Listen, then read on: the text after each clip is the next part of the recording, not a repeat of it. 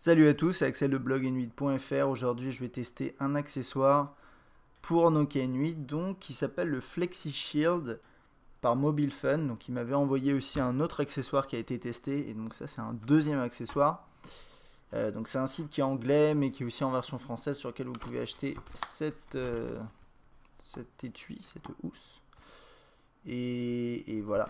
Alors, il y a un truc à signaler quand même. Il s'appelle Flexi Shield. Si vous cherchez sur le site, vous trouverez Flexi Shield Nokia N8 transparente et une autre qui s'appelle le même nom mais qui s'appelle Noir.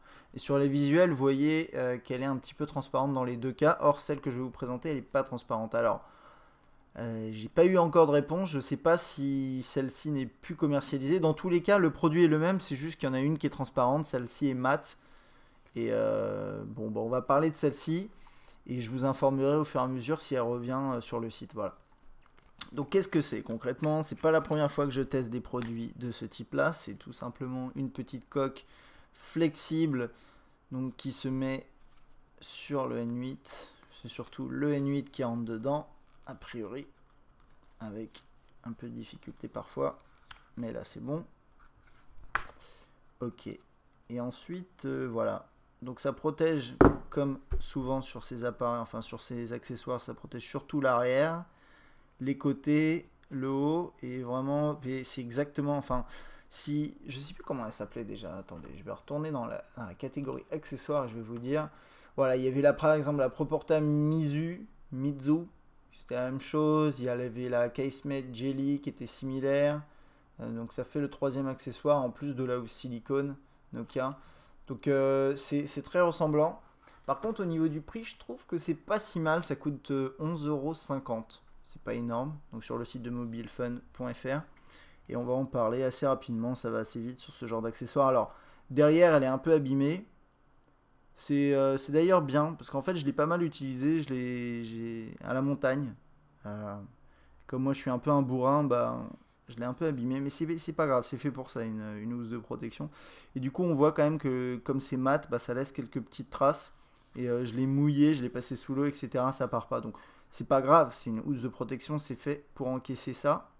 Mais bon, c'est juste pour information. Et d'ailleurs, sur cette version mat, donc vous voyez, il y a le dos qui est mat et l'avant qui est plus brillant.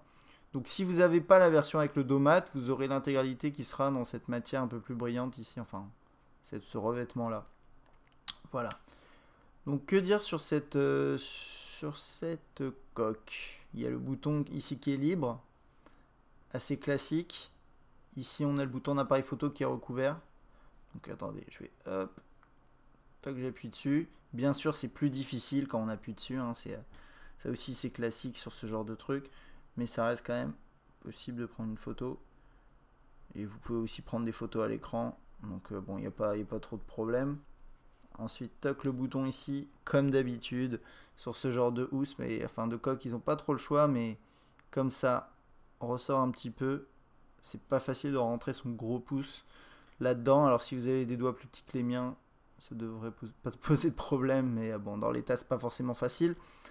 Le volume, pareil que pour le bouton d'appareil photo, il est recouvert, il est protégé.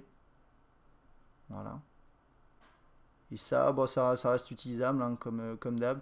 Là, je sens les petits clics, les clics. Et c'est pas trop difficile, donc ça va, ça aussi. Ok, bouton power, qui lui, un peu de difficulté, il faut appuyer un peu plus fort. Alors je sais pas ce qui se passe sur le haut de la coque, je vais voir si je l'ai pas juste mal mise. Parce que, vous voyez, il y a il y a un petit jeu ici. Donc, je sais pas si c'est la mienne ou si ce sera pareil. Sur celle que vous aurez, c'est pas un gros défaut, hein, ça va. Mais bon, en tout cas, alors pour le bouton power, faut appuyer un peu fort quand même. Là, j'appuie là. Il se passe rien, là j'appuie. Bon, c'est un peu dommage ça. Le HDMI qui est accessible et le jack. Alors le jack, je vais sortir mon casque et je vais essayer parce qu'il m'a l'air un petit peu. Non, en fait ça va. Ça va, mais moi j'ai un petit jack, donc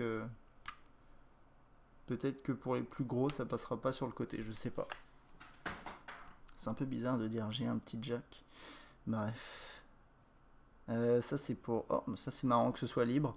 Donc sur la plupart des coques comme ça, c'est pas libre. Ça c'est... Et là ils sont Ils sont embêtés à faire le trou. Donc bon, ça va, ça c'est bien, c'est une bonne chose. Je pense que c'est un peu, voilà, on utilise rarement ces trucs là et quand on les ouvre, on peut quand même enlever la coque, mais bon, ça c'est quand même bien.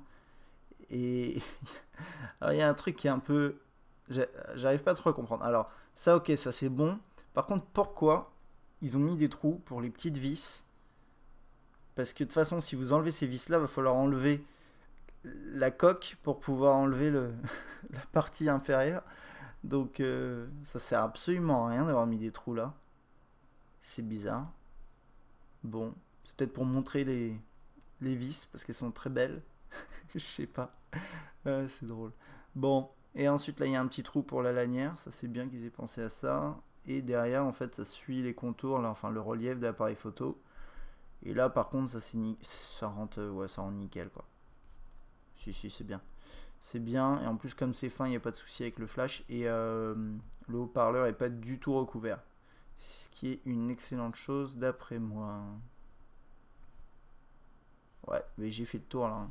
Alors en main, celle-là, dans cette version mat, je trouve qu'elle a une sensation vraiment sympa, parce que ce dos mat, ça me plaît bien. J'espère que vous pourrez la trouver sur mobilefun.fr, parce que moi j'ai pas trouvé.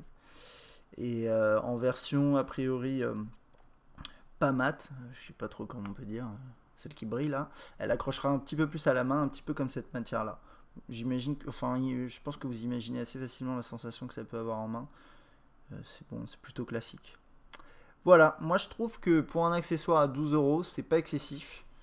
Il y a pas beaucoup de défauts en plus là-dessus, il y a même des trucs, il y a limite trop de trous sur les côtés, genre pour les vis ou pour ça, mais c'est pas grave, on peut pas reprocher ça à ce produit. Ici, il y a juste peut-être le bouton là qui est un peu difficile, mais sinon c'est vraiment tout ce qu'on peut lui reprocher.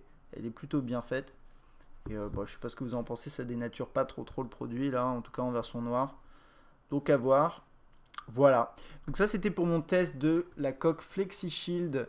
Donc qui elle par contre, j'ai pas précisé, mais elle est produite par Mobile Fun. C'est pas une coque qu'ils vendent qui est produite par un autre fabricant. C'est vraiment produit par Mobile Fun. Et qu'est-ce que je voulais dire d'autre? Non, c'est tout. Donc j'espère que ce test vous a plu. À bientôt.